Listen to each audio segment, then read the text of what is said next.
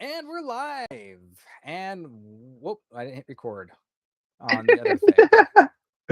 And we're Again, dude, these are the live. bloopers. I know. Welcome to another exciting edition of the iTech Show. I'm Jared Bodine. I'm Asher Ridenauer. And yes, once again, we are recording from our respective homes because we just weren't able to make our schedules align appropriately. That's all Asher's fault. I'll let you give it to me this once. This one was kind of my fault. Yeah. So one thing that's different about this, now obviously we record every week when we do the iTech show, and we're recording now. But the difference is this time I am recording the entire conversation on Pocket. Okay. Now here's the weird thing though. So the way that Pocket works is it has microphones in here, and they're pretty discreet, and this thing is very discreet. You can set it down and it captures a lot of stuff. And I'll talk about my week's experiences with this since we've I was already gonna say I will need this. I've done a lot. But this is going to be a unique challenge for Pocket because I am wearing headphones and talking to you, which means that Pocket is only going to hear one side of the conversation. Oh yeah, I didn't think about that. Yeah, it's not going to pick up because I don't have you on speaker. And this thing is, we're not talking through a telephone. So this isn't going to work in phone mode. It's only going to work in room capture, like normal mode. Yeah. So I'm curious to see how good of a job this will do, given that it's only picking up half of our conversation. But since we're already talking about Pocket, let me. So in our last recording, I launched Pocket and started recording it for the very first time, and it gave me a summary of our show from which was also only half. Yeah, I mean, it was towards the end, right? But it talked about how we did some AI ethics. We talked about edge AI a little bit, how cars run on that, or Raspberry Pis can be used for that. We talked about cron.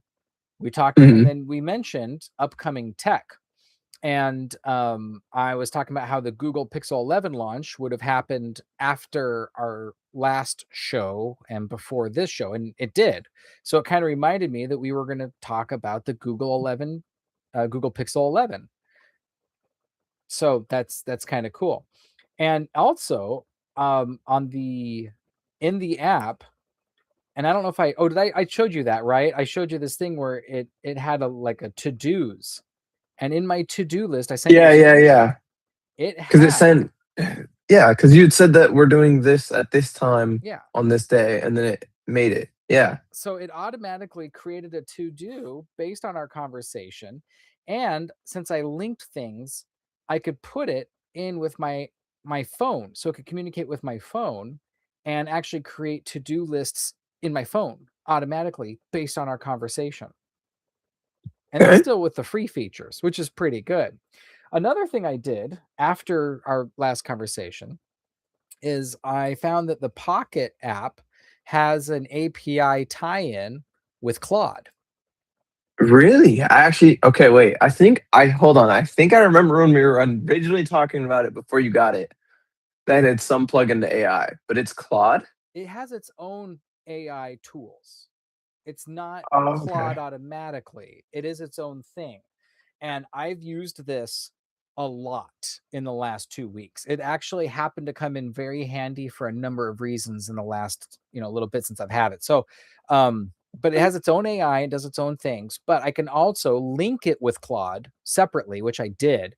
So I can also say, hey, Claude, let's go in and look at this meeting and, let's start working on the action items from that last meeting we had.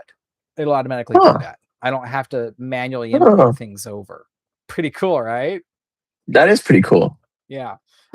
So it's crazy. So when you first get it for 7 days, it gives you a new prompt every day to learn your style. So I'm actually I haven't done day 7 yet. I've done 6 of the 7 days. Okay. So those days don't count. But it just so happens that AZ Strut, Arizona Students Recycling Use Technology, which I've mentioned a couple times, they're an underwriter of the show. They support the show. They support the radio station, 88.7 The Pulse that we're on. They also are a company I work for. It's my day job. And we're hiring a truck driver right now. So we have another one, or wait, sorry, do you have 2 still, or did one of them leave? We had one leave. So okay. We're now filling in the vacancy for a truck driver. And I turned it on for our interviews, for our truck driver interviews.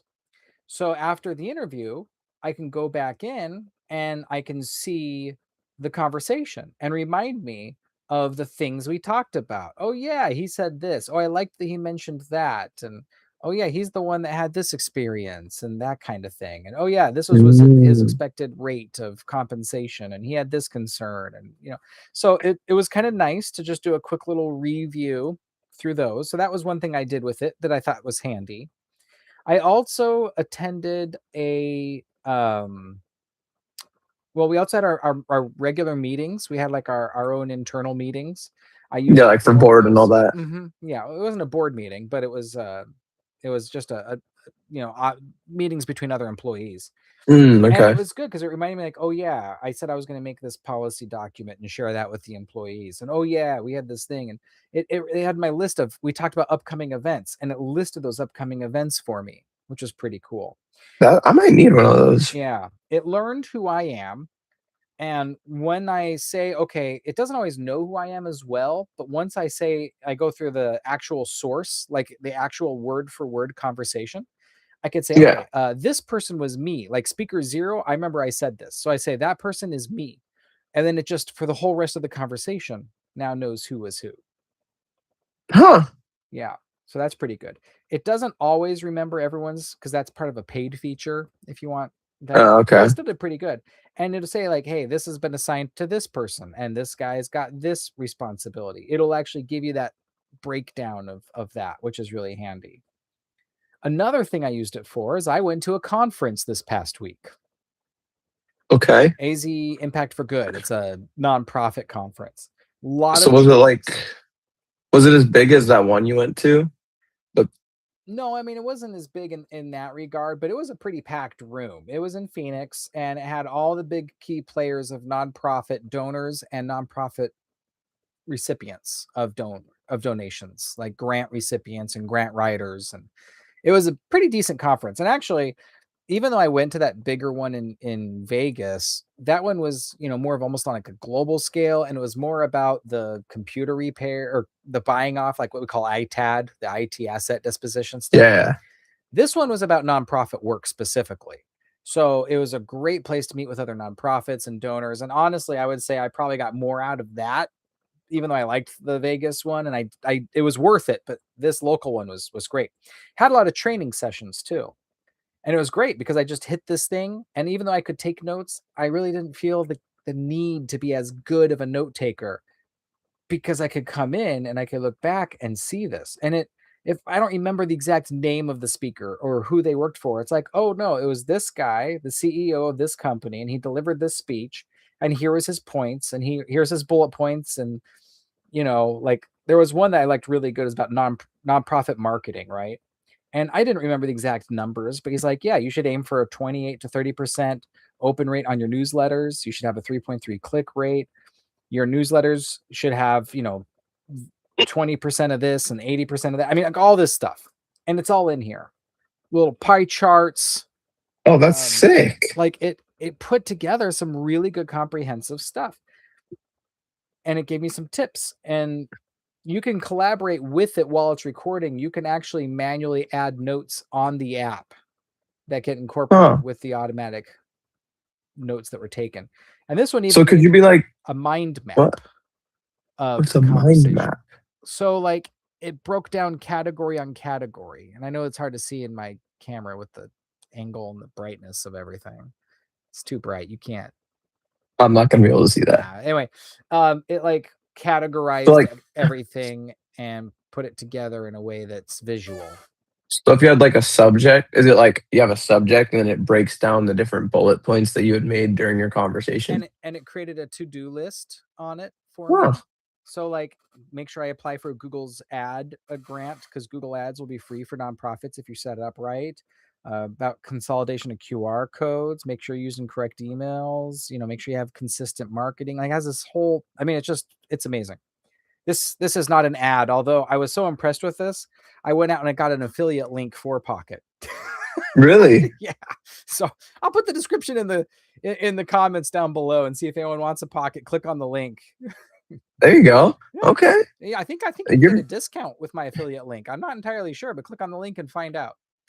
I So, actually need to get one of these because yeah. I'll make like plans or something like that, and then somebody will ask me like 2 weeks later if we're still doing that plan, So and I completely forgot about it. I used this pocket thing for hours. I mean, I it was a 2-day conference. I had this running for each session. Each session was at least an hour. Some of them were like an hour 10.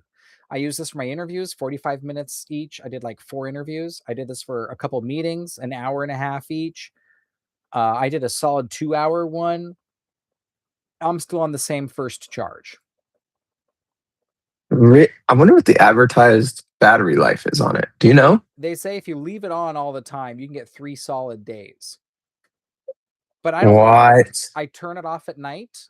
I don't turn it on again until I'm going to use it for my next meeting. I leave it on during the day so I can just do a quick one button push to start Yeah, no, recording. that makes sense. But I have it off most of the time, like overnight. And like when I'm done with work for the day and I get home, I know I'm done. So I'll just turn it off. And then that's it. And then I don't turn it on until my next meeting. So it's probably only on 10 hours out of the day or less.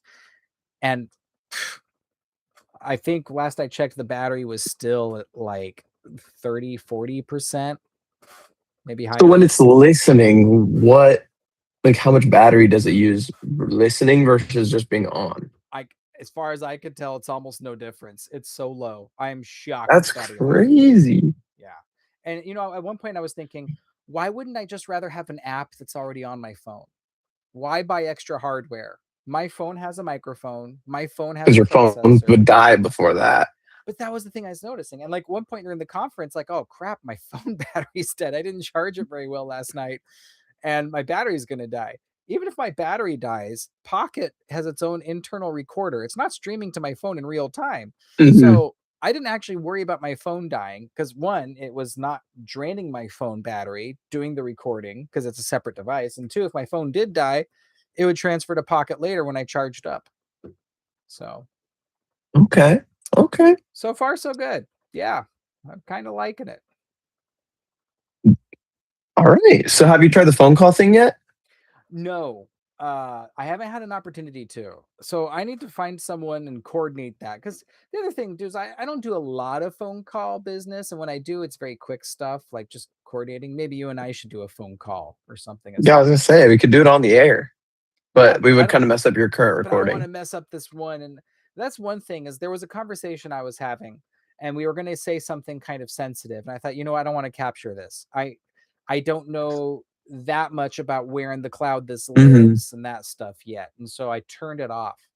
And then when that sensitive part was over, I turned it back on. And I thought, now it's two separate recordings. I don't know how to merge them. Yeah, that's kind of a. I mean, I have to figure that out. yeah, that's a bit of a rough one. Yeah.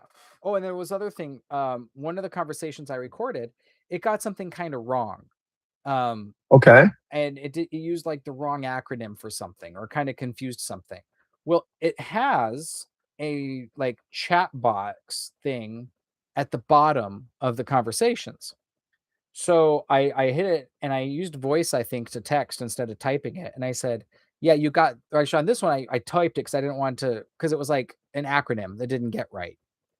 Yeah. And I didn't understand what it meant by this acronym. I said, "What's this acronym thing?" And it says, "Oh, this is so and so." And I said, "Oh no, you got the acronym wrong. It's this." And it said, "Okay, I'll remember that for next time." So it went back and it fixed the entire conversation to correct it to now use that other writing and spelling for this organization's acronym. Huh. So it learned That's from pretty that. cool. Yeah, so it had some of that persistent memory that you would expect from something like a Claude or a Gemini or something. But is that all offline though? Do you know, or is it reaching out to the cloud and I'm to make those changes? I'm fairly certain it's using cloud. I don't think it can do it offline. I was gonna say because that's pretty big to do offline. Yeah. But there is a catch. I'm using the free version. So you get 3 questions either a day for free or 3 questions per recording a day for free. I'm not sure. I haven't really needed to do it a lot. But and then there was another one where it didn't say everything I could remember and I didn't want to go through the whole text. So I asked it a question about this. It's like, "Hey, did we discuss this?"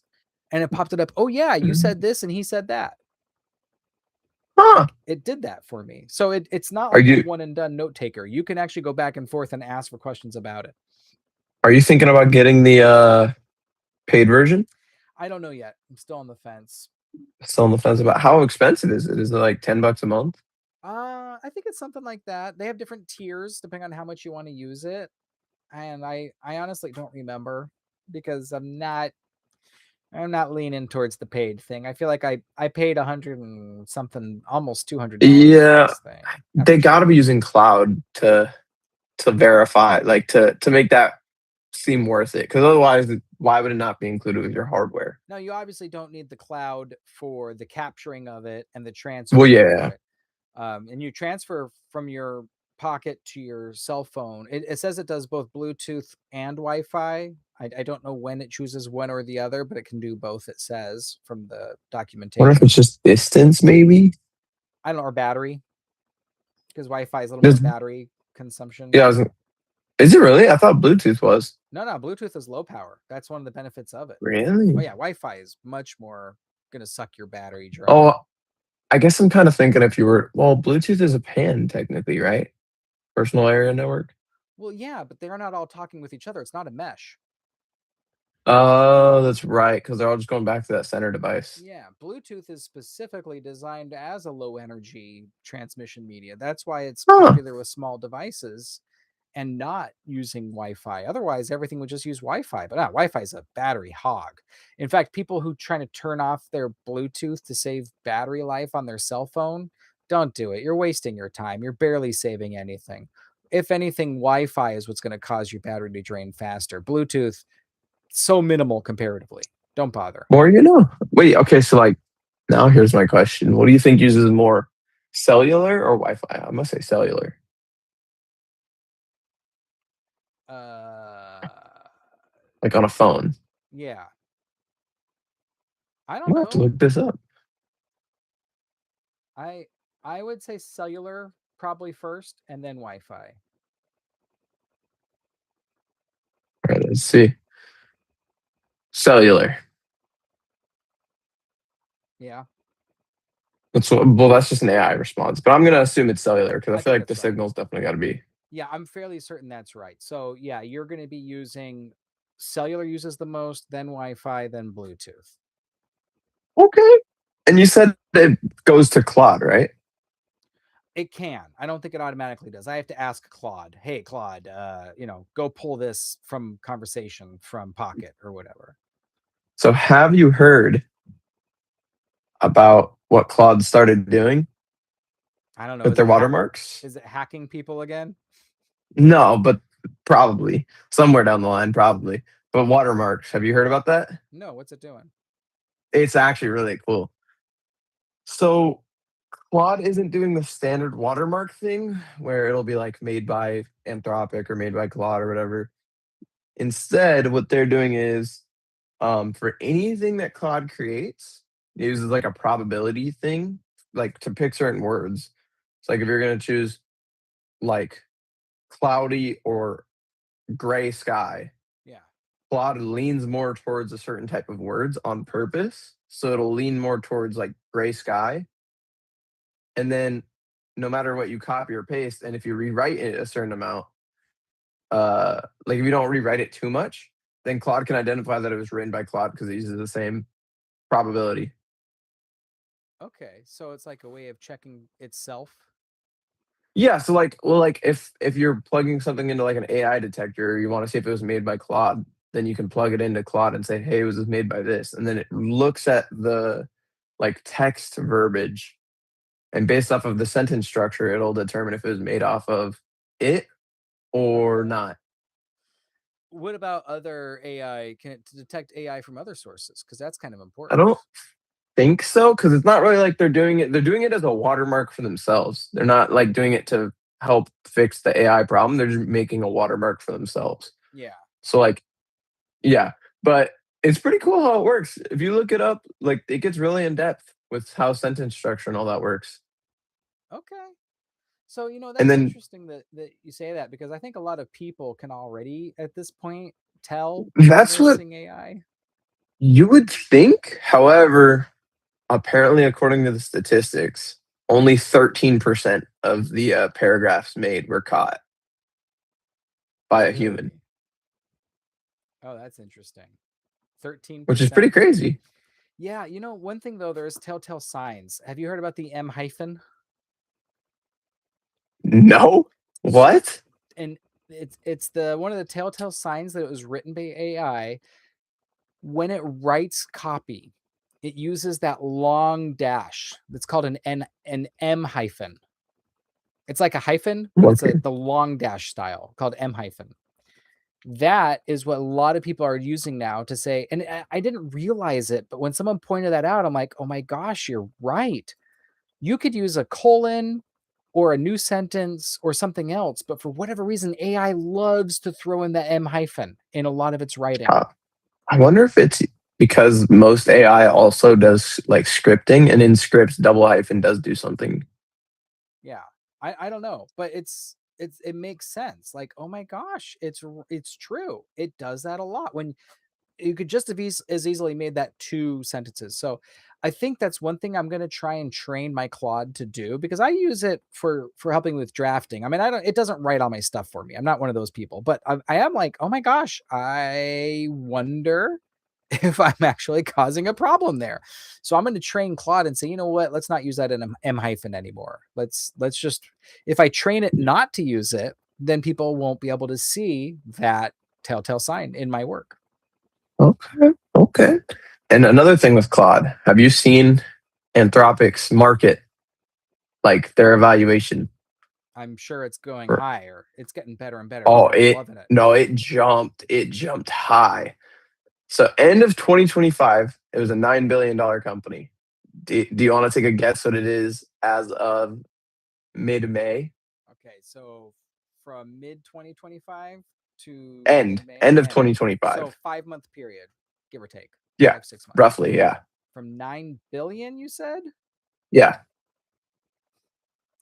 I'm gonna go to 200 billion.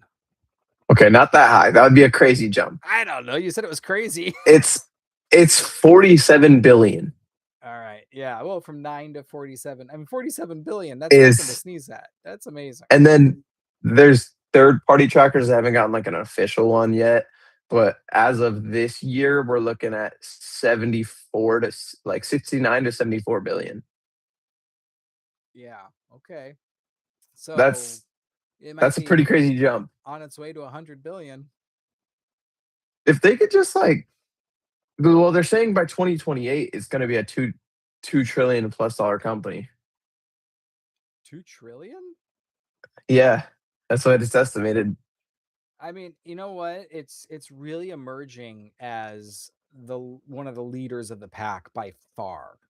Like Yeah, no, definitely. all the people who do coding and web development, they're way relying on Claude more than anything. People who write script and like text stuff are also more leaning towards Claude than they used to.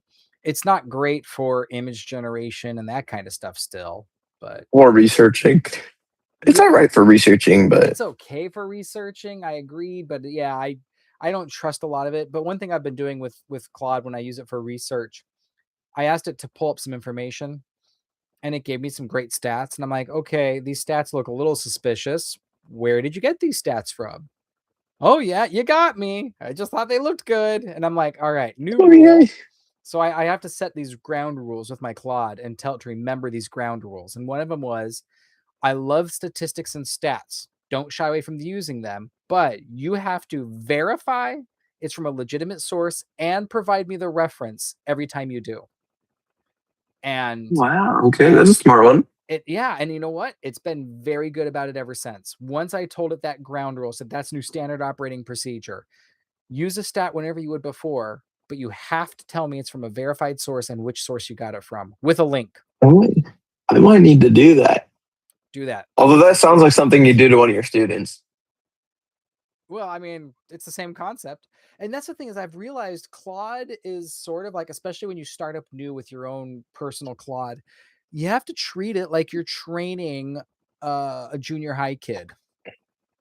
A junior high, not teenager, or I guess that's Well, that's, technically teenager. but yeah, you treat it like a junior high kid, full of potential, but will take shortcuts and take the easy out if you're not on top of them. You know what? You're a teacher and a parent. What would you say is harder to teach? A middle schooler or a high schooler? Middle schooler, hands down. Really? Oh yeah, Really? yeah, yeah, hands down. What about It, elementary? Is elementary uh, like easy? no, it's okay. I mean, they have the wiggles, so you have to be patient with that. But the problem is, so in high school, actually, my favorite grades to teach were the last two, juniors and Yeah, seniors. I've never heard that from anyone else in my life. Jelly, just me, huh? It's just you. I've heard from every other teacher that those are the worst grades. I don't know. Maybe it's because I have some secret sauce, but I did really well with that grade of students too. I had a good relationship with all of my students. I mean, not all. There's always one or two knucklehead that just it doesn't whatever. Personalities don't always jive. But in general, I had a really good rapport with my students, and I felt like I could break through to a lot of them. And I think part of it is because with high school students, and that's why I like this age, you can treat them kind of like an adult, but at the same time, you have enough authority to push them in a way that you can't with other adults you see in the street, right? So you have a certain authority figure, so you could say, "Hey, you got to straighten up, you got to follow it." But they're mature enough, they're adult enough that you can talk to them real. Junior high kids, they don't have the maturity yet to talk to them the same way you do to high schoolers. Oh, I see. Okay. They're old enough, junior high is old enough to learn to start being rebellious, but not old enough to be mature about it. High schoolers, they're still Okay. mature, right? But they're old No, enough that you can talk real to them. I get that from my friend group and stuff like that. And I remember being in middle school. I get that. Okay. Yeah. That's kind of true. And elementary school kids, you just have to know how to work them right. You have to be authoritative, but not mean. You have to be fair, but you have to be consistent. Have you That's taught all grades or just high school? No, I only taught high school, but I've worked with kids from other age groups in a lot of different ways. Mm, okay. And I've had kids, so there's that. Well, I mean, yeah, there's that part too. Yeah. But although in a lot of ways it's easier to be a teacher in a school setting than it is to be a parent when it comes to Yeah. getting, because when I would tell you to do something in class, your response to it would be different hearing it from me than it would be from one of your parents, right? Well, yeah, obviously. Yeah, I was gonna say. Yeah. And what's weird, but it's kind of true, is sometimes I felt there was a lot of closeness between me and my students in a way that some of them aren't getting from their parents. And that's not a knock on parents, but I would be with their kids. And in my class, I had a longer period of class time. We had 2.5 hours. I would spend about 3 hours, because a little before and a little after class, I would spend an average of 3 hours every day with that kid. Every day, 3 hours. How many parents actually spend 3 straight hours with their kids every day? That's true. Especially in this economy, most of them are working Right. two jobs. Yeah. Yeah. I know it happens, I'm sure, but you know how many kids as that teacher in that position, I would spend more time with them by the end of that one semester than they did with their parents. So there's a natural sort of connection that gets made just because of that much time you spend with them. Interesting dynamic, right? It is an interesting dynamic. That's true. Was it hard getting your teaching license? Not for me. I'm a pro. Ah, I don't know about that one. Well, I had a specialized license. It was a career and technical education specific license. I can't go and teach a Oh, particular, like I can't teach a well, yeah. generic math class in elementary school. I don't have that kind of license for teaching. So Okay, so yeah, because it's like tech only, or like well, I guess tech only because you have taught networking. there's a range of tech type classes I can teach. Yes, Is cybersecurity in there? yes, I can teach that. Huh. Okay. Okay, so you said, okay, before we started this recording, you said that you had a home, like theater-esque, or Or home, smart home, smart home. well, so here's the thing I discovered. I was I was just doing the thing I do. Sometimes at the end of the day, and I'm really burned out and I don't want to do any projects anymore, I'll just go to YouTube and like see what Mr. Who's the Boss is up to or something, you know. And there's a new channel I started watching lately called Sidebeam or Slidebeam, one of those two. Okay. He's actually got some pretty cool home theater type stuff. I kind of like home theater stuff. And he did a video I know about you do. I know I'm a dork. But he did one about home smart home stuff. And he was talking about how and a lot of it's stuff I already knew, like all these different languages, Zigbee and Z-Wave and Thread and Matter, which ones are protocols, which ones are communication methods, and you know the language thing. And I mean, it's this ecosystem nightmare with all these different things. And I Because personally have there's 400 companies. yeah, and they keep going out of business. You know, I used Insteon. They went out of business. I used Wink. I think they've gone out of business. They certainly went to a very high-end paid model, so that edged me out of that one. We talked about the Wemo or whatever it was that disappeared on Yeah. us. There was one that uh not Home Depot, but Lowe's. Lowe's had their whole system set up for one. Okay, wait. I thought I Disappeared. was tripping. Because I knew Lowe's did something like that, and I swear I remember seeing them on like Oh, light bulbs or whatever, or something like that. they had their own whole system. And the thing is crazy is it used, I think, Zigbee, maybe Z-Wave, but I think it was Zigbee, which is one of those language protocols. But it only worked with their products, their hub. Even other Z-Wave or other Zigbee products could not be matched with their app. They really forced you into their ecosystem, even though it was using a standardized protocol. So frustrating. And of course, it died. Companies really got to stop that. Yeah, companies really got to stop Yeah. doing that. So I was researching because so here's what I'm using at my house. I'm using Samsung Smart Things. Okay. Um and that's fine. Like that's probably a very common one a lot of people use, and I don't think anyone would be too upset about that one. So that's great. But I thought, what's going to happen if something goes belly up with it? And so then I went and checked out and that video. I thought maybe let me see what the news is with Samsung. And sure enough, in October of this year, they're going to start requiring $4 a month to use their API kit. Oh my God. APK kit or yeah, API. Why am I blanking on that? Anyway, but what I found out is fortunately it's not as bad as I thought. It's not gonna mean that everyone who uses it will have to start paying. It's just if you connect it on the back end to other more, fancy third party tie-ins. So Okay. it to me that's like the beginning of the end. Once they start going there, it's not long, I think, before maybe a year Yeah. or two from Why? now. Like they all do that, where they go off the subscription model, and I get that there's features that can be cloud based or something, but like, Right. wow. So here's my solution. I there's an open source one. It's open source and it's free. It's a DIY one. It's a little newer than some of them, but it's gotten a lot of steam and it's grown really well in the last few years. It's called Home Assistant. It's not the most catchy name. It's like that's it, Home Assistant, but that's what they call it. It's free though. It's an operating system and Okay. it works with all of the protocols. It's homebrewed style. So That's I mean, huge. it's got a huge community. It won like top open source project in like 2025. Like it's become huge. Google this thing, Home Assistant. And I thought, okay, that might be a good project for me to do, especially since I feel like the clock is ticking on Samsung Smart Things as my central hub for everything.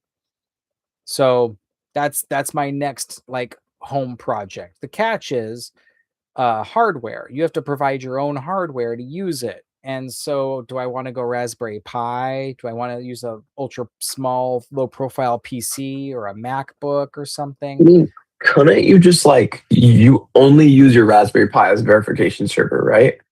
Well, you can make a Raspberry Pi that runs on their OS, but I've heard a lot of Well, people say that it burns out the SD card. So you're going to want to use some different way to like a store the hat. OS. Yeah, You use could the you could use GPIO M.2 hat. hat. Yeah, that's exactly what they suggest is doing that. But also they say, this thing can also become a hub for your surveillance camera system and everything. And if that's the Okay. case, you really need something a little more powerful. So, Depends on the pie you have. The five is pretty crazy. oh, even with the Pi, people are saying that you might want something a little better. And so I've been kind of went down that rabbit hole doing a lot of research before I dig into it. One thing that people can do, and I think one of these guys, YouTubers that did that, they used a Mac to do that. And with a Mac, he also Mm. installed OpenClaw. Dude, I want to try OpenClaw so bad. Once Claude banned it, I haven't touched it. So he did OpenClaw with the Home Assistant. So then he could talk to OpenClaw and say, I want an automation where when I pause my video, the lights come up in dimness a little bit and the lights in the bathroom turn on. So I can pause it and go to the bathroom and come back, and all the lights are automated with that. When I hit play, the lights dim back down. Huh. Have you ever heard of NAN? Nah, Do you know what it is? no, not clue. It's kind of like that, but it's for home labbing instead of like that. Okay. So it's like an AI that's local. It's all open source free. There is like a paid version of it I think you can do, but um it Is it also a will protocol? Does it it can also even support for debug stuff. smart home? I don't think it supports smart home. Actually, it might. Let me see.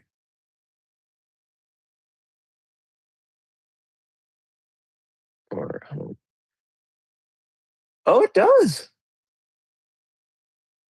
Primarily by integrating with platforms. I mean, not really. Okay, not really. Home Assistant, Homey Pro, MQTT. That's basically it. And like APIs. So like kind of, but not really. Okay. Well, Home Assistant But looks like way better in some ways because it's got tie-ins to everything that's existing. You can mhm. use the existing platforms of other things that you're already using. So, you have to have a Google Nest. If you have an Alexa device or something like that, like it does all of those products. Okay, But wait. it also, if you use OpenClaw on the same device, use smart home integration with the AI. Well, yeah. So NAN could replace OpenCloud there, technically. That's Okay. kind of what it was used for because it is compatible with Home Assistant. But wait, am I thinking of this wrong? So I'm thinking of Home Assistant kind of like how OpenWRT works, where like you have to flash it onto a device and then it runs its own operating system on that device. It is its own operating system for Okay. things like a Raspberry Pi. Or a lot of people say you should get one of those Intel N100s, which is sort of like a more beefed up Raspberry Pi. Yeah.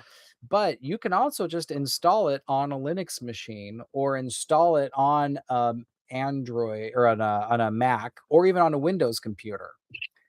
But a lot of people are saying even better is do like a virtual machine and use their Mhm. OS, even with Windows hardware. Like if you have an Intel computer, just use it like a virtual machine, and it runs even So better. wait, So I don't know. but like, but like on the Alexa, would you have to flash Home Assistant or does it just? No, it will connect to Oh, those already. That's the beauty of it. This that's thing pretty cool. Okay, so has that's way cooler than I yeah. thought it was. Yeah, it ties into all these existing services. But the catch is, like, if I want to use Samsung Smart Things and Home Assistant, then I You have have to to pay the pay subscription that still. $4 a month from, because that's one of the things that the API thing that I was talking about that Samsung's starting to charge for. Yeah. So I'd have to use Home Assistant to replace it, not in conjunction with it. And they do have Mm. some paid features that you can use to, I think it supposedly can work with the Alexa stuff and the Google stuff without having a subscription, but I think there is some sort of cloud subscription stuff that they have too that's $5 a month or something like that. So they have their own. And they also do have their own hardware. I think they call it Home Assistant Green right now. And it's okay, but it's only if you want it for lights and thermostats only, not if you really want to go like all full in on it. Like So open doors, unlocked doors, yeah. open garage door type of deal. Right. And well, if you want to get the camera system involved Oh yeah, the camera and thing. a much more like, synchronized whole home solution with a very complex mesh. And the other thing too is that means you have to get your own radios and things. If you're going to use a desktop, you have to have that desktop communicate with the Z-Wave signals or the Zigbee signals or the Thread signals. Mm, So you have to buy those adapters. You can get third-party ones from anywhere. Home Assistant does sell their own because they have to make money too, even though they are a nonprofit. Um, I don't know. It's an interesting challenge, and I'm kind of wanting to take this on and do that, but at the same time, soon my night classes are going to start up again. And I know oof. when my night classes start, I'm not going to have time for this little side project anymore. So I don't know. Yeah. I'm on the fence. Right now, That's I'm still kind in of the in research stage. that's where see like I want to use NAN because what it can do is it's more for home labbing, not necessarily home theater. But basically it's almost like a like statistics or like shows you how everything's running, make sure everything is booted properly. If some service isn't running properly, then it'll notify you and it can even try running its own fixes on the hardware if you want it to. So like that's kind of cool that it can do that, but I don't know, it seems like a lot of work to set up. Apparently it's really easy, but it looks like a lot of work just connecting it to everything. So let me start a question for Claude. Let me find out if Home Assistant is better than your thing. What, NAN, NAN NAN, yeah. for smart homes. It's gonna say they're two different things though, probably because Home Assistant's more like a bridge between brands, and NAN is an open source like diagnostic thing. Yeah, you're probably right. You'd have to do like OpenClaw versus NAN, It says but it doesn't. then Yeah, it doesn't know what NAN is. It needs more. It needs like what's NAN. Hmm. The other thing I was going to ask it is, I because I also you mentioned home theater, and I'm still using what is no longer officially supported, the Logitech Harmony system. What is that? Logitech Harmony. Yeah. It's the best universal remote system I've ever had. They discontinued the series like a year and a half ago, maybe 2 years ago now. So I'm having a hard time because once they don't even support it at all anymore, I don't know what to do. But it's a smart remote that you can program to do anything. It works through the cloud. You can get a physical remote control. You can control it through an app on your phone. You can tie it in with your voice assistants. So I can tell it to turn on the Apple TV on projector, and it'll turn the projector on, bring the screen down, turn on the AV What? receiver. Oh yeah, I do that all the time right now in my house now. My whole home theater is all voice controlled and remote controlled and app controlled, and it's great. I love it. And it'll switch between scenes, and it controls all of the equipment from every generation. It's amazing. The catch is Logitech said it wasn't worth supporting or developing new hardware for, and they just kind of one day said we're not going to make any more hardware for it. But they say technically they're still kind of supporting the OS, like the software on the back end. But how much longer will they do that for? Because there's not any money for it in them if they're not even selling anything to go with it. I might need to hop into this. I'm gonna see if I can use Claude to build some app to do some of this stuff. Like at this point, because it's getting pretty rough with like home theater and all that. If you could come up with your own way to do it, like you want to have cloud services, but if you could like connect like a bunch of different home theater apps or something, kind of like, well, I guess that's home Well, but or that's whatever, assistant home. I kind of have that system already set up already. I really do. I mean, right now, I kind of had to cobble together some Amazon or not some Amazon stuff for the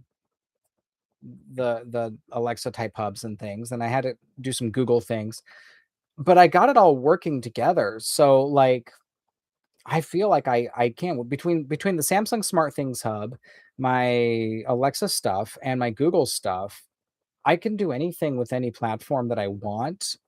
It's pretty cool. Huh. Okay. Yeah, and my home theater, my lights, and the other thing is I got them all cross compatible with each other. So my remote control can also dim the lights in the room, turn on the ambient lights on the side, set them to the right color. I can have, and I even have it color coded. When I turn on the Xbox, the lights go green. When use the Roku, it goes purple. If I use the PlayStation, it goes blue. Like it matches the activity I'm doing.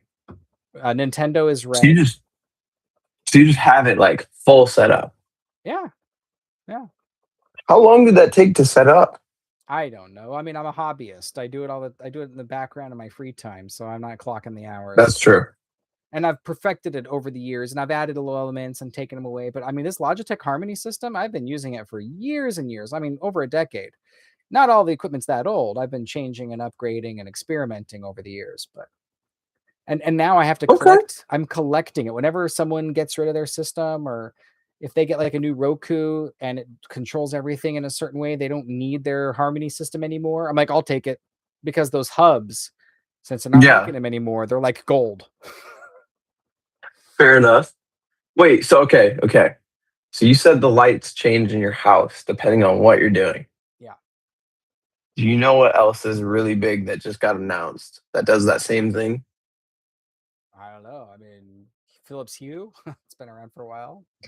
No. This isn't smart home related. You want to take a guess?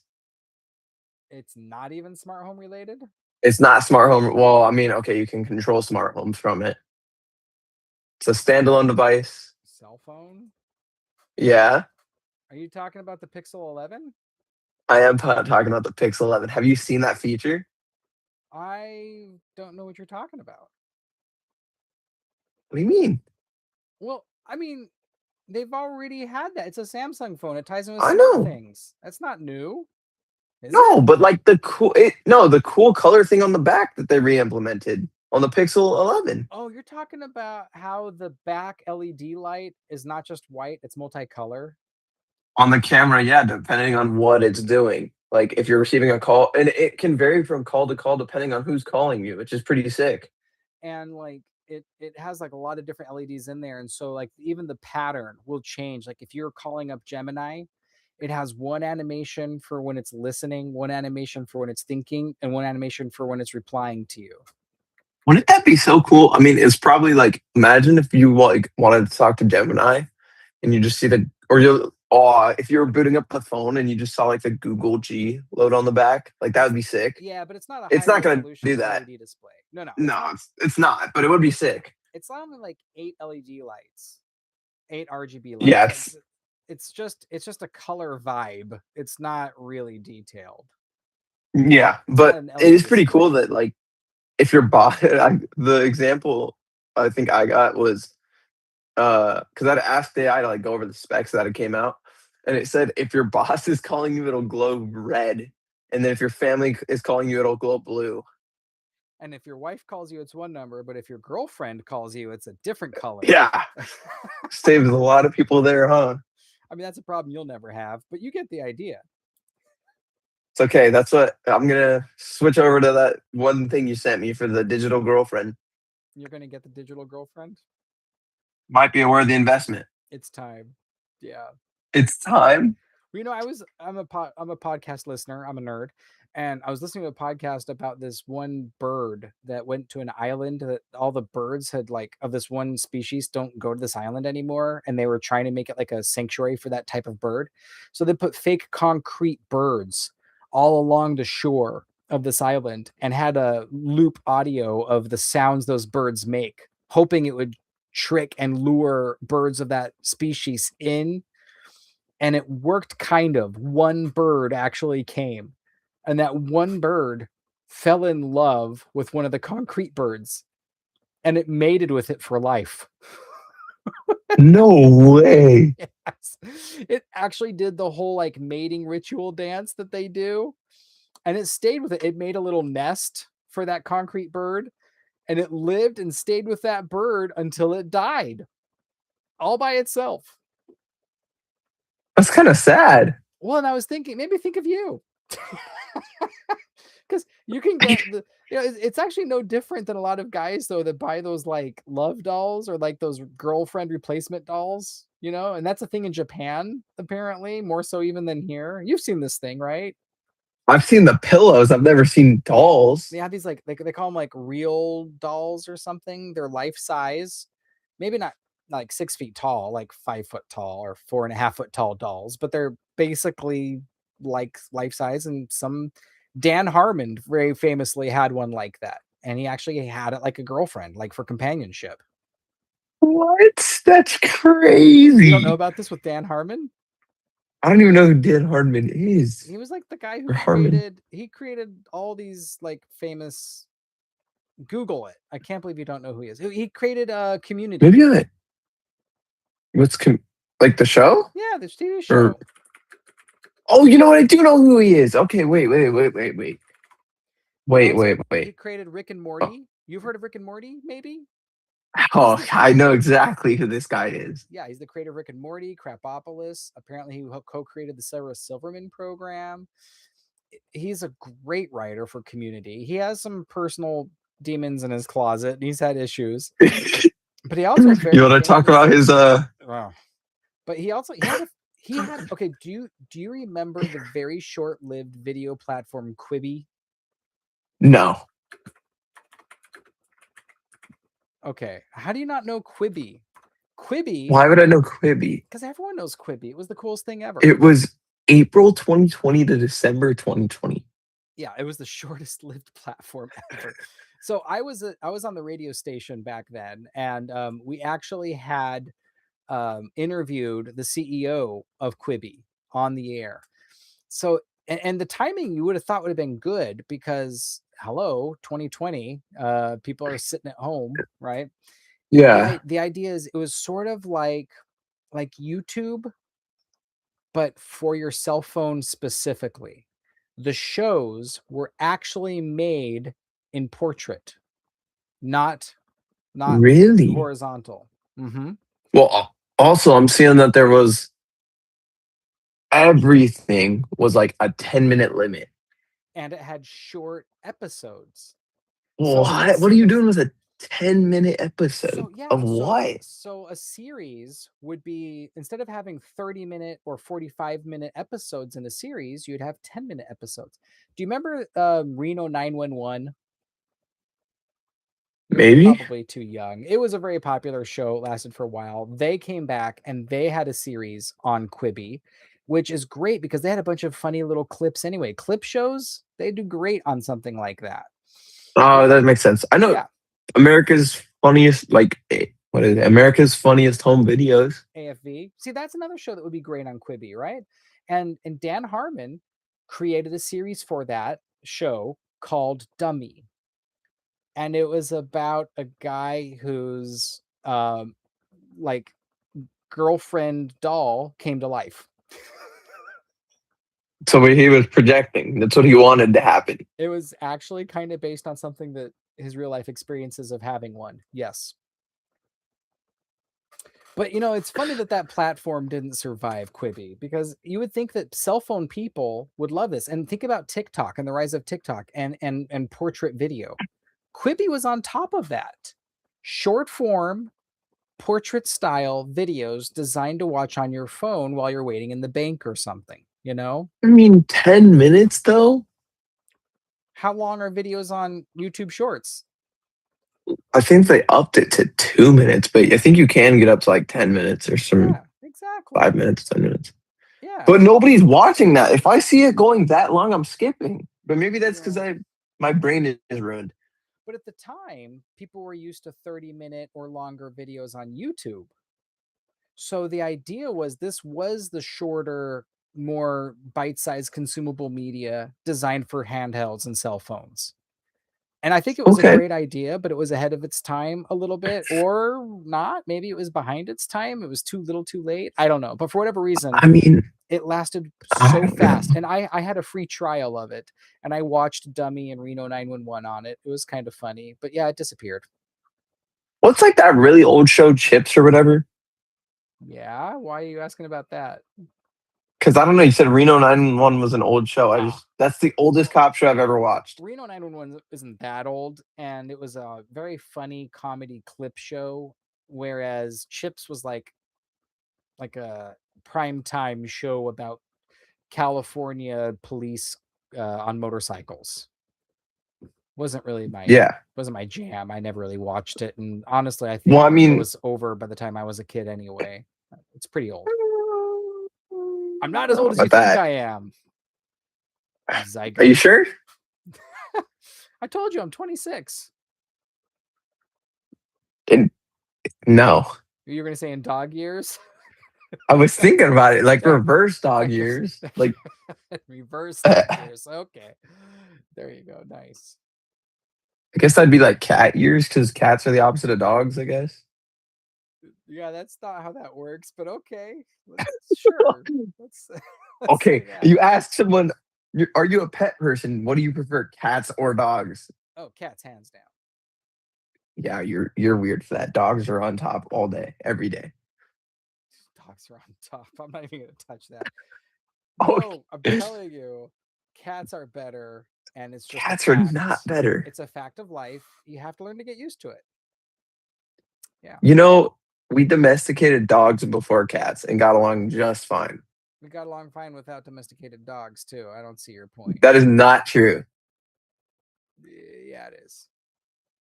I don't know what that's to do with tech. I'd rather have a robotic dog than a real dog. I'll That's say true. that. I used to have one of those. You know, those like early, like 2016, maybe the robotic dogs. Really? I Didn't got work. it for Christmas and like used it once and then never used it again because it did like a dance and that was about it.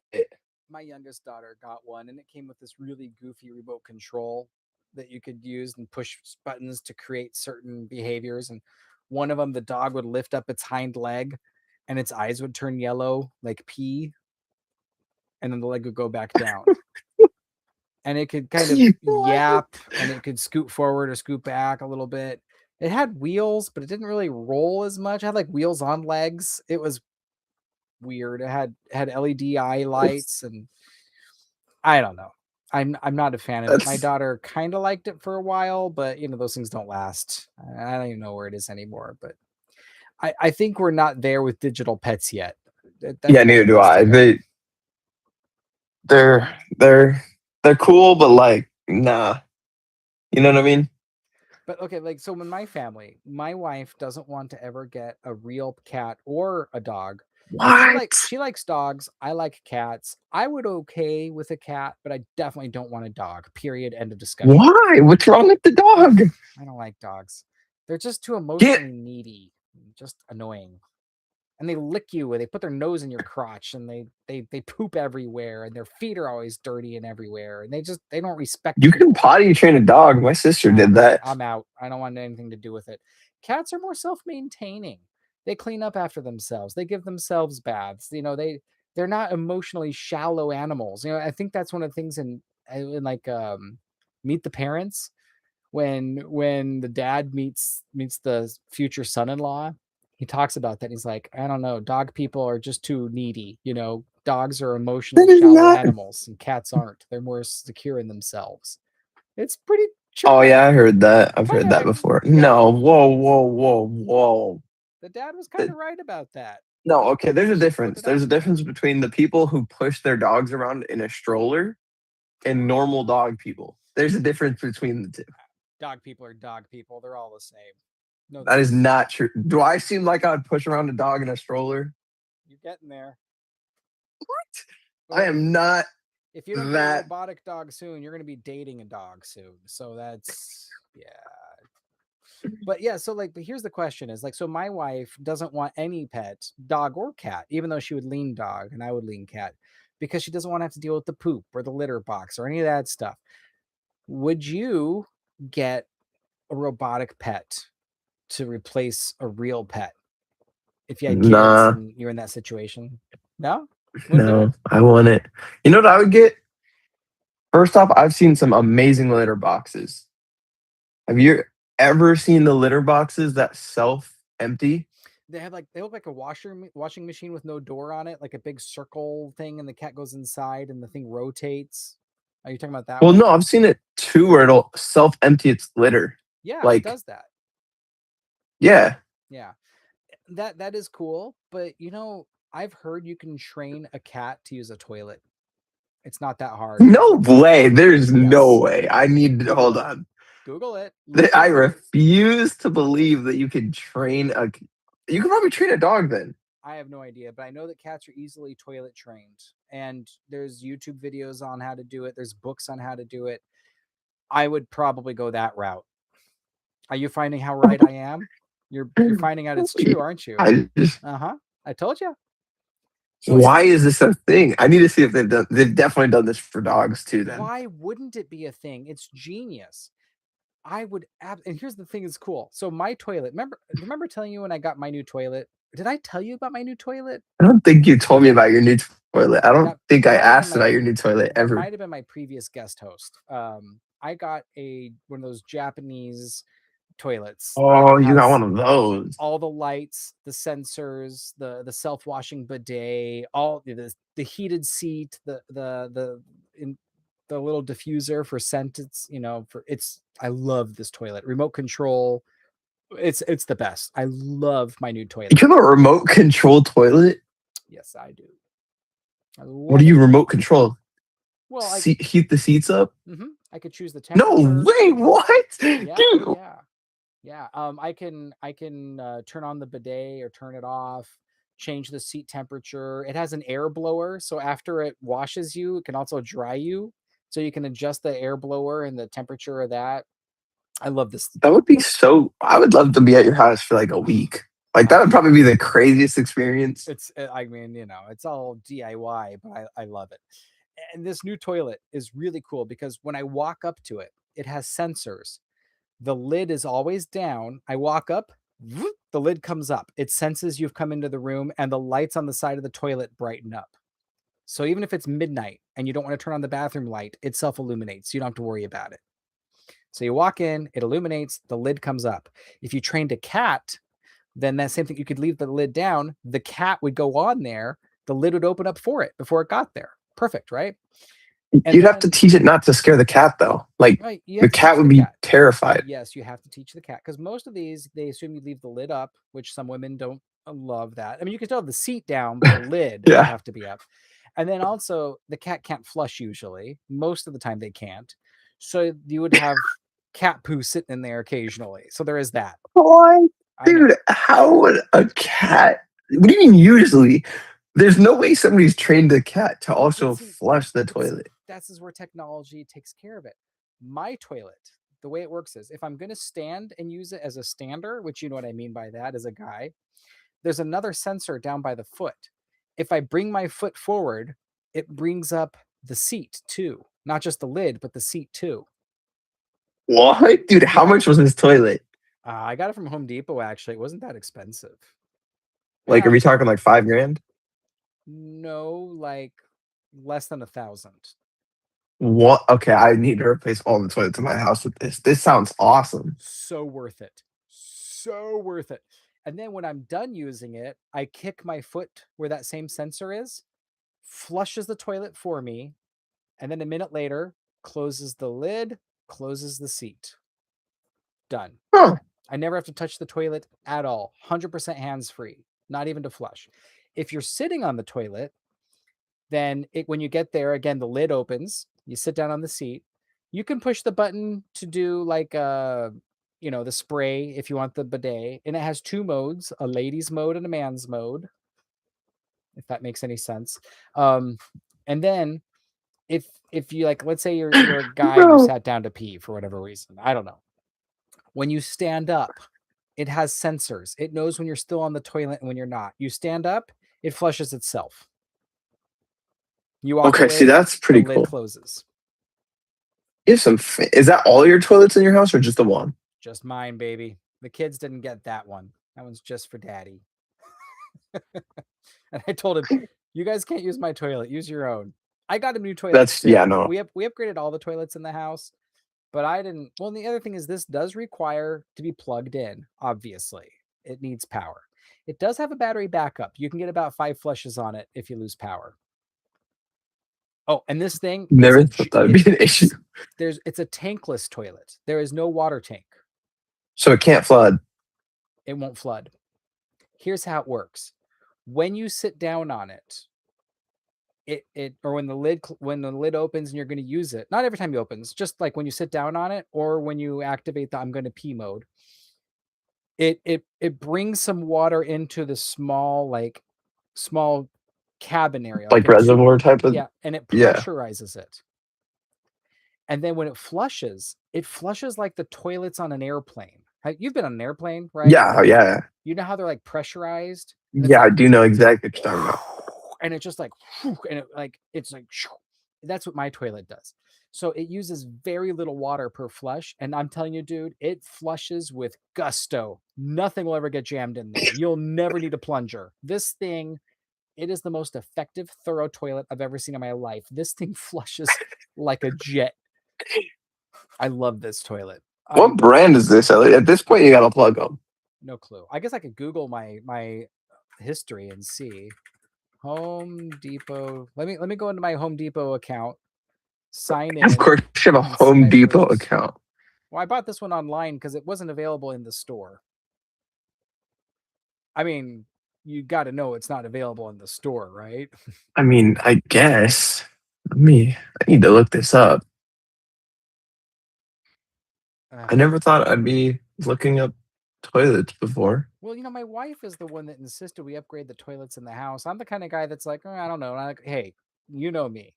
If I'm gonna have to get a new toilet, I'm gonna get a techie toilet because that's how this guy rolls. All right, I I'm doing mean, I two-factor guess. authentication on my I'm doing two-factor authentication on my phone here to sign into my Home Depot account. Like there's anything that sacred in there that it needs two-factor, but whatever. Dude, this bidet one looks weird. Okay. Now let me look at my purchase history, and then I'll tell you what toilet I got exactly and how much I paid for it. I actually got a really good deal on it. Like I am very happy with that toilet. All right, there it is. What do you mean there it is? Online. I'm looking at the product. Okay, I paid $400 for it. That's it. Just 400. What? Wait, what is the name of this? Um I don't know what brand it is, but I love this thing. CKKLL. Oh, it's out of stock now, of course. I was gonna say. I like it so much. Honestly, I feel like I should have bought more, especially because it was a pretty good price. I should have just bought a bunch. I'm gonna kind of mess up the recording because I'm gonna send you a chat message with the link. I'm not doing an affiliate link here, so if anyone is listening, you're not helping me if you find it online because I'm just What? but there's the link to the product page.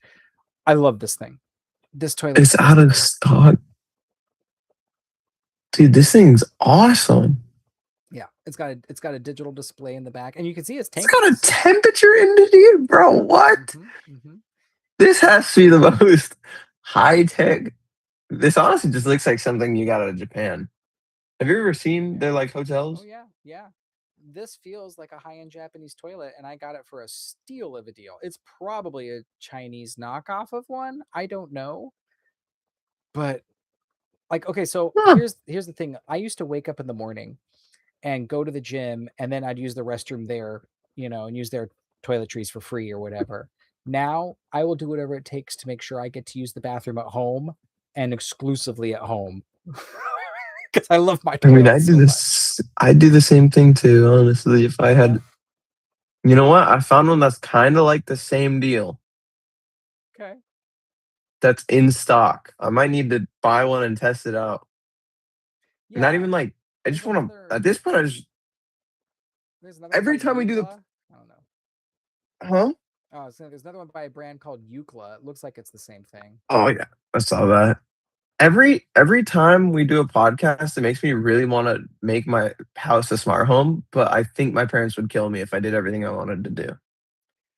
Well, here's my advice to you. You're living with your parents still. Don't do it because it's You don't think do it now, ask for forgiveness later is a good idea? no, because you're not going to live there forever. You're investing in their home. You're not going to take the toilet with you when you move. Who says? Okay, I well, could good luck installing and uninstalling that. By the way, these toilets, as I mentioned, need an outlet. You need to plug it into the wall. Do you have a power outlet near your toilet? Older close homes enough. aren't going to have it. It's a pretty new feature. Close enough of Well, the ground protected ones. all right, all right. But yeah, Huh. toilet tech. That's what you people tuned in for today, is to hear about Well, toilet tech. I mean, and that is actually our ending note too, because we've hit a little actually past our mark. Ah, well, we always have so much fun things to talk about. Well, I'll do a short note real quick. Um, I did get a new car finally. And that's a Yep, fob. That looks like that's a Toyota fob, isn't it it? is. Look, am It I good? is I noticed a Toyota fob instantly in one quick look. because you had a Prius for forever, And which my I do house is a understand. Prius, but no. Let me guess. Let me guess. It's not a Prius. It is a um, Camry. Yep. You wanna I take a am guess so on the good. year? I'm so freaking good. You wanna take a guess on the Um, year? 2020. 2022. Ah, I was pretty close. Okay. Hmm. It is also a hybrid. Did you hear that? Yeah. My so I have these smart speakers all over the house. We use them as intercoms. Oh yeah, you've So told me about this. yeah, so my wife was just telling my daughter to hurry up and get ready for bed or something. So that's what you heard. Sometimes I have the system linked at my house at work as well because I have one of these hubs at work. So sometimes I'll be at work and I'm working late and I'll hear dinner time. I'm like, oh, I guess I better go home. So that announcement also just got played in my office at work. But anyway, let's talk about your Camry. Is there anything special It about it? Is it a hybrid at uh, least? it is a hybrid. It is a Okay. hybrid. So it gets 44 to 48 per gallon. Well, why don't you someday use that to actually come to the studio on time so we can do a show in the studio again with your new car? Listen, listen, listen. Just because it gets that gas mileage doesn't mean I want to use the gas. You know what I mean? So what'd you do with your old car? Did you have it crushed into a cube and shot into space or something? My parents, which I kind of agreed with them, didn't feel comfortable selling it to somebody else because of it had a lot of problems, one of which it technically didn't have an engine light on. Okay. However, if you backed up or it rained, well, actually, okay, if it rained, your wheels would squeak. And then if you backed up, you'd get like feedback in the steering wheel and there would be like a crunching slash grinding noise. That's not good. It would also do that on some turns, and then you'd like feel it, the steering wheel like thud if you like would reverse in turn. And the brakes, I mean, it sounded like it just needed more brake fluid, but you'd also have to put the brakes like half like to the floor in order to stop the car. But it did just get a like I did just make sure that it had enough brake fluid too. So What'd you do? Sell it to somebody who didn't know about cars? no, we sold it to like this company that takes those type of cars. Oh, okay. Was it like cars for kids or something? I don't know what it was. Because I once It, had a really old beater of a car and I left it behind when I went to college. And my parents gave it to some organization like a kidney foundation or something. I guess my car became someone else's kidney. I don't know how that works. But that's what happened to one of my old cars. It was in a situation like that. But you got some money for yours, right? like almost 400 bucks. Like not much at all. Yeah. Yeah. It I was know. worth more I than wasn't happy about it. 400. Huh? It was worth more than 400. It's worth that much for scrap metal alone. That's what I'm saying. But my parents like didn't want to deal with it and they kind of wanted it gone because we're working on our trailer and stuff. So my dad was just like, yeah, we're gonna do this. I was like, okay. Do you know how many used car shops there are in downtown Mesa near the studio? They would have given you 800 easily for it, at least. I don't know, the door being broken, the windows being broken, there's a lot of things that didn't work with that car. Well, I had a bad driver for years, and that's not the car's fault. This is not true. It is the Front car's bumper fault. was dented, back bumper was ripped You don't think down. those dents have anything to do with the driver? Okay, the front one might, but the back one definitely not. Uh-huh. Well, Dents on the congratulations roof on your hood, backs. Thank you. congratulations on the news car. I hope to see it someday. I'm still going to drive an old Probably next Tulsa week. over yours, but whatever. Okay. Your car does accelerate faster. Still, I'll give you that. It's gorgeous. Oh. So But I took a guy who was like anti-electric cars, like, oh, real men don't drive electric cars, one of those things. So I took him for a ride in it, and I was out in Tucson, and the road was a little open and empty, and I had him in the shotgun seat, didn't prepare him at all, and I floored the accelerator, and he was like, "Whoa!" I'm like, "See, I think I had him convinced by the end of it." Yeah. you think so? Are you trying to get people to go more electric? I don't see why. I'm trying to get people to open their minds. People are like, oh, it's not a real car unless it has gas. Like, who says that's the metric of what makes a real car? That's the stupidest thing I've ever heard. I mean, I will say I enjoy the fact that like I don't have to sit at a charger. I know you typically don't, but like if I'm going on a road trip, I don't have to sit at one, which is nice. Fair enough. I do have to sit at a charger if I go on a road trip. I don't have to sit at a charger otherwise. I never have had Because run yeah, out you of just charge it. Yeah, I've never run out of electricity for my daily commuting. I've never had any issues with that. Range anxiety goes away real fast, especially when you realize really you can charge if you need to quickly for 5 minutes to get you through the rest of the day. And that's not much any worse than 5 minutes filling up your gas at a gas station. Yeah. And with the lines at Costco and Sam's Club for their gas, it's actually just as fast to just fill up or to charge up as it is to fill up at one of those places. Those lines are 20 minutes long when the gas prices get bad. Yeah. And there's the No, yeah. price. The price you pay Huh? for the electricity Yeah. is so much more advantageous. Anyway, we're singing on a whole different. I could go on for 20 more minutes, but we're over time. Well, You want to close this off this time? I always do it. Let's have you all do it right. for once. I don't even know. Wait, what's the close off? Okay, you screwed it up. That's you're done. You're Okay, fired. wait. You got to do the no. You got to do the stretch script because I don't know how to do that one. All right. Well, okay. You say you say the close off first, and then I'll throw in that. We'll try that. All right. I don't know how to do it like you, but I'll say thank you for watching. I'm Asher Ridenauer. No. This is a What? radio show. You can't say watching. Oh yeah. Asher. Or thank you for listening. Oh, well, okay, wait. Technically, it's on YouTube too. Right. So say thank you for joining us.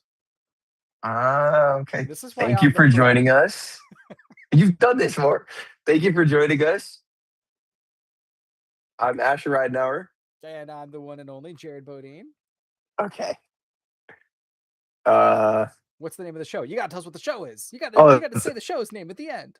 Wait, what do I say? Thanks for listening on 88.7 The Pulse. So something like, thanks for joining us for another exciting installment of the iTech show. I'm so-and-so and you're so-and-so. And that's it. It's thanks to Okay, all right. The Pulse I for hosting don't have the us. same radio voice, but all right, I'll give it a shot really quick. Okay, let's do it. All right. Thank you for joining us on 88.7 The Pulse. I'm Asher Ridenauer. I'm Jared Bodine. I forgot the last part. You didn't say the name of the show. You did not say iTech show again. I said 88.7 The Pulse. That's not the name of our show. That's the name of the frequency. Oh, the iTech show. You're right.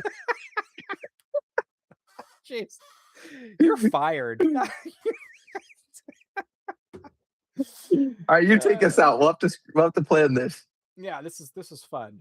So anyway, thanks for joining us on the iTech show. We will see you on the next episode. I sure hope so. Who knows what we'll talk about? We have so many things in the queue. Maybe we'll do a follow-up on getting a girlfriend for Asher. Fingers crossed. Maybe it will never happen. Yeah, well, maybe a a digital dog girlfriend. I don't know. Um, and of course, thanks to 88.7 The Pulse for hosting us and putting us on the air. And of course, thanks to AZ Strut, Arizona Students Recycling Used Technology, the underwriter and a supporter of this show, helps make my time available, supports the radio station with a lot of equipment, and is overall just a friend to the community. If you have some old leftover tech, please find a new home for it with AZ Strut. We'll see you in the next time. Goodbye. And end stream.